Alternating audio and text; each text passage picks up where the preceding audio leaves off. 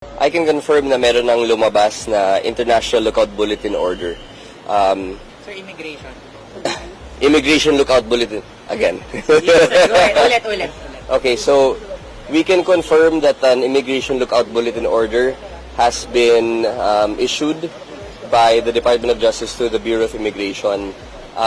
May 12 po na pangalan doon. Ibig sabihin po, yung 12 na individuals na yun ay mamamonitor yung outbound and inbound travel ho nila. Hindi po ito naka-restrict dun sa right or karapatan nila mag-travel, pero patitimbrehan lang po ang immigration at ang DOJ kung lumabas o pumasok sila sa bansa. Sir, bakit po sila inilagay sa ILO? Well, ano yan in times like this, when there's an ongoing investigation, at sa tingin po ng mga otoridad na may flight risk ho sila, we usually issue a lookout bulletin order for them. Not because we want to restrict their travel, but just so the authorities know, no, na lumabas sila ng bansa or pumasok sila bansa. Our information also states kasi na si Cassandra Leong ay lumabas na po daw ng bansa. Although, at that time, wala pa pong ILBO, that was one of the reasons which prodded us na maglabas na po ng ILBO dun sa ibang inimbestigahan pa. Sir,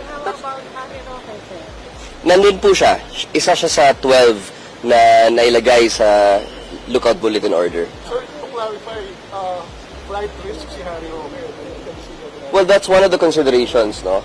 But yung pinaka-goal dito is to safeguard yung integrity po ng investigation. Ayaw naman po natin na sa gitna ng investigation, bigla na lang silang aalis at hindi natin alam.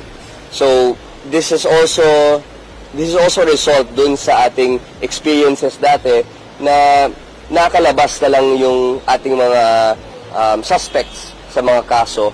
Kaya gusto lang natin manigurado and we want to make sure that the investigation stands. Yan po ay kahit walang formal complaint.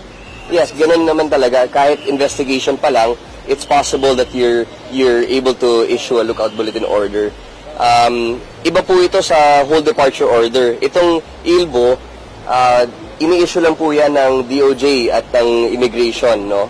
And it's purely executive in that sense. Pero yung HDO, yung whole departure order, na nakaka-restrict na talaga sa movement ng isang tao, ini-issue po yan ng court. So, the executive cannot restrict yung right to travel, but a whole departure order through the courts can. Sabi po ni Roque, political harassment daw itong ginagawa natin. Well, I really don't see where that's coming from dahil 12 naman po yung nakalagay dun sa ILBO. And sa tingin naman ho natin, at the heat of it all, no, na dami na pong ahensya nag-investigate ito, PAOK, NBI, PNP, DOJ, pati na rin po ang Senado at ang Congress. It definitely is a point of interest. At kung nandun po yung pangalan nyo po, and you're part of those being investigated, I don't see any reason why there's a problem or how that could be political harassment. Sir, does that mean that IOs cannot physically restrain Mr. Roque and the 11 others? Yes, that's correct. Because it is merely a monitoring mechanism. So, pag lumabas ang isang tao na may ILBO, tinitiblo lang po yan sa immigration. At wala po kaming magawa na hindi palabasin yung tao na yon.